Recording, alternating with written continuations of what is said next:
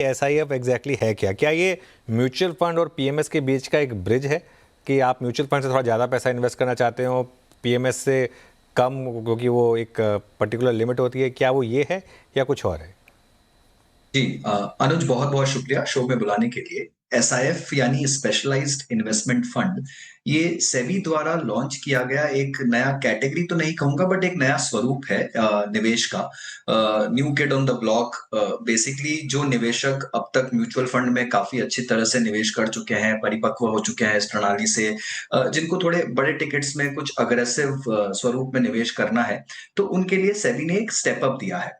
सेबी आपको ये कहना चाहता है कि अगर आप लेट्स से हायर कैटेगरी या इवॉल्व्ड प्रोडक्ट्स में निवेश करना चाहते हैं, जैसे कि एआईएफ और पीएमएस, तो पहले एक बार इस एसआईएफ कैटेगरी को जांच लीजिए, इसको परख लीजिए, क्योंकि ये आपको एक एक माध्यम दे रहा है कि आप दूसरी कैटेगरीज में अच्छे से जा पाएं, अच्छे से वहां पर आप एडमिशन ले पाएं।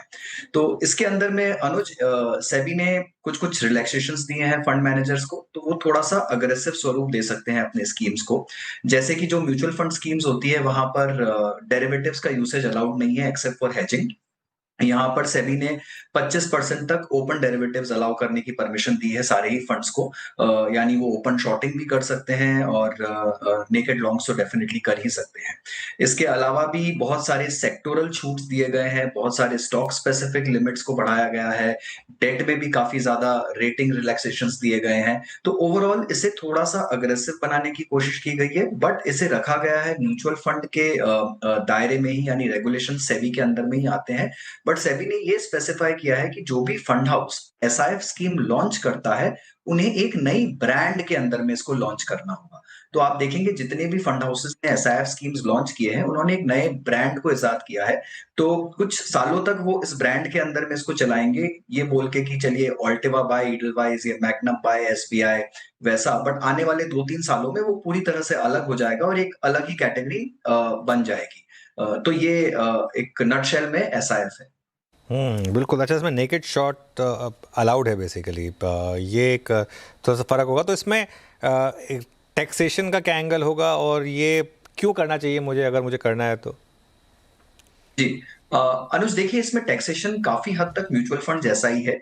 सबसे पहले मैं ये बता देता हूं कि इसमें 7 कैटेगरीज हैं, 3 इक्विटी की, 3 हाइब्रिड की और 2 सॉरी 3 इक्विटी की, 2 हाइब्रिड की और 2 डेट की। तो जो 3 इक्विटी कैटेगरीज है, इक्विटी लॉन्ग शॉर्ट नॉर्मल, जो कि आपका एक फ्लेक्सी कैप फंड जैसा चलेगा, एक इक्विटी X100 जो कि टॉप 100 स्टॉक्स को छोड़कर बचे हुए जो स्टॉक्स हैं मार्केट के, वहां पर निवेश करेगा, यानी थोड़ा mid and small cap strategy हो गया।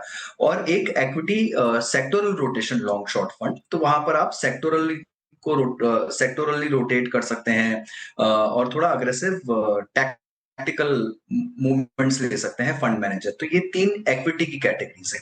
यहां पर जो टैक्सेशन है अनुज, वो एग्जैक्टली म्यूचुअल फंड जैसा ही है।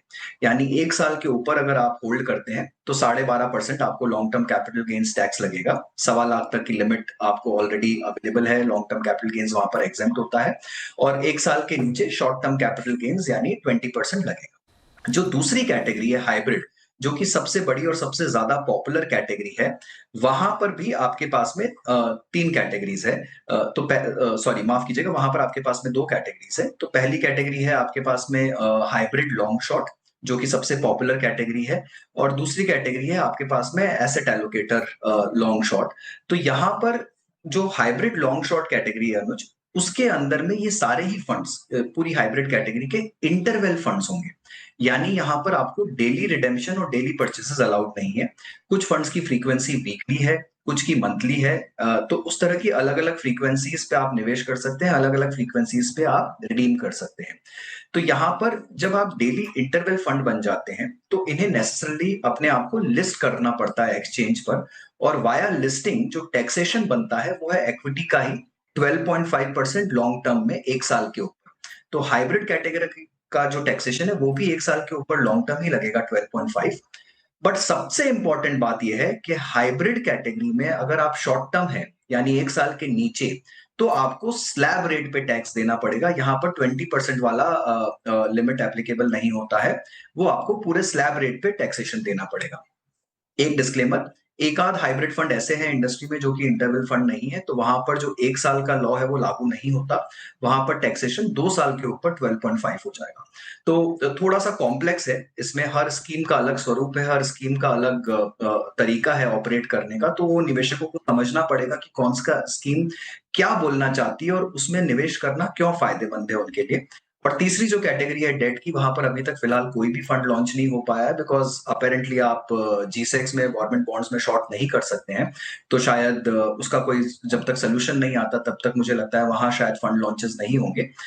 तो फिलहाल इक्विटी और हाइब्रिड यही दो कैटेगरीज हैं जो कि ऑपरेशनल है, और टैक्सेशन जैसा मैंने आपको बताया अलग अलग है, बट काफी हद तक म्यूचुअल फंड के बराबर ही है।